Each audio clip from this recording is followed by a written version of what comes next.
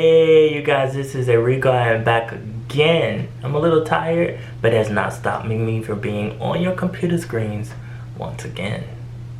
Hope you guys are doing fantastic. If not, maybe you should subscribe. You might already be subscribed if you're watching this, but if you subscribe, you'll be even more fantastic than you were when you were not subscribed. You're just gonna basically get me talking about East Asian pop culture events as well as current events and more important stuff that's just at random.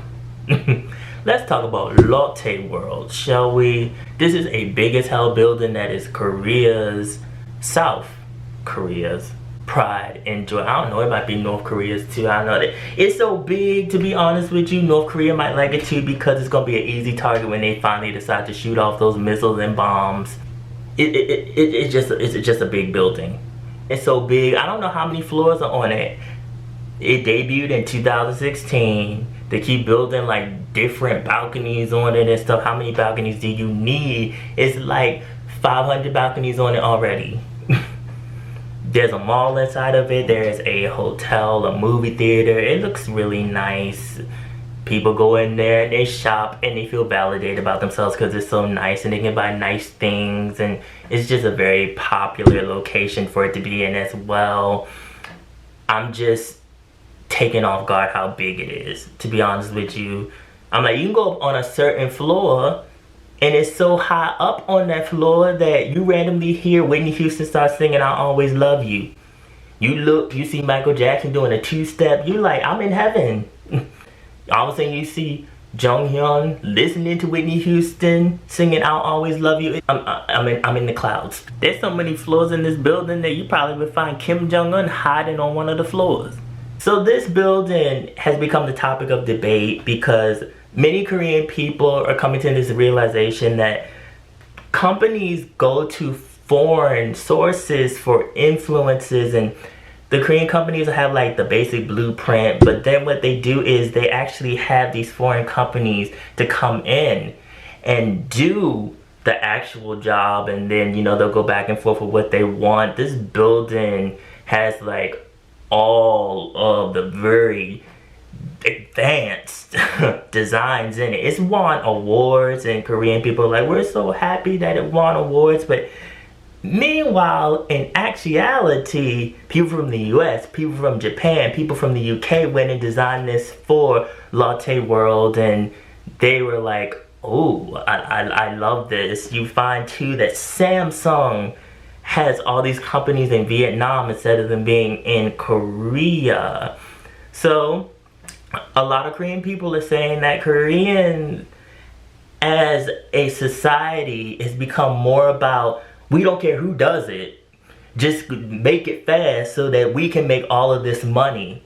And meanwhile, that's not a bad thing. If you're about getting money and you want to feed your kids and yourself, and you just want to be shelling through money and it flying out of your pocket, okay, that's fine. But on the other hand, look at the unemployment rate. You know, it's like there's so many people that don't have jobs. There are young Korean men that don't have jobs, and it's so bad that they are broke to the point that they don't even want to take girls out on dates. They don't even want to get married because they said that costs too much money. The girl want a big ring, they want to go to a movie, and then I can't afford all of that. You know, like, I'd rather do bad by myself and just eat ramen in my room. There are no jobs for Korean people. The important jobs are not there anymore. And it's like, where do we go from here? I'm okay with people being influenced by stuff and using that.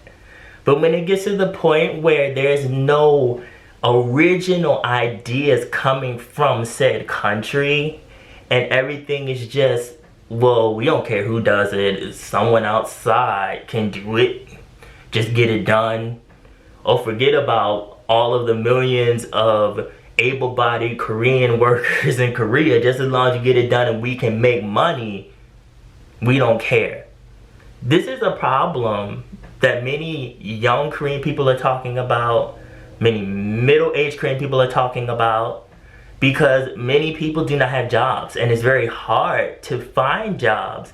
Meanwhile, they're getting all these new shiny things, and it's like, but that's not helping anybody if you don't have money to buy the new shiny things, or you don't have money to go inside of the new shiny thing.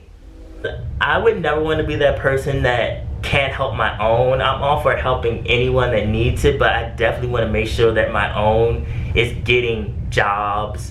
People that look like me are getting jobs and opportunities. And I don't think that any amount of money is better than that.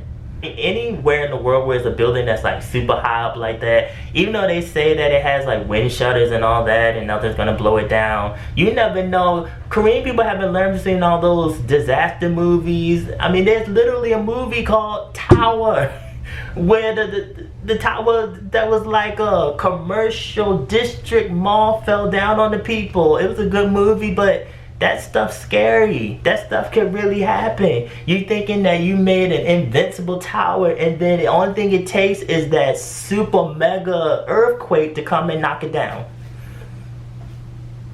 Yeah, I think I'll just stay on the ground. Yeah, I mean, that sky tower thing that they have looks all fine and dandy. So you guys, this is a lot to think about. Put your opinions below on this. Have you been to Lotte World Tower? How was your experience? If you haven't been, you can just put your thoughts on what you saw in this video. Follow my social media, mostly my Instagram. I also have a blog on East Asian pop culture. The link is always down in the description box below. And remember, be real, stay real, live in the real. And I will be back.